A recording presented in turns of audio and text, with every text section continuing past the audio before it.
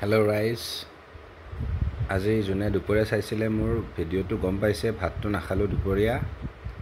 এতিয়া আজি অকণমান সোনকালে বনালোঁ।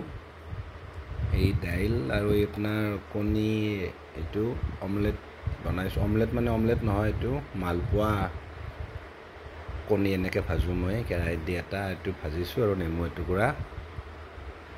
ভোক লাগিছিলে দুপৰীয়া নোখোৱাৰ কাৰণে। এতিয়া অকণমান খাওঁ আৰু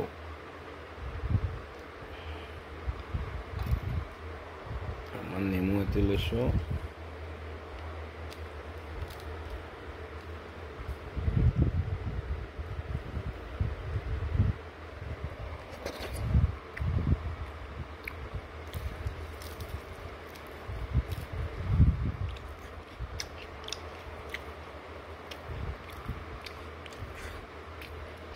Good night, guys.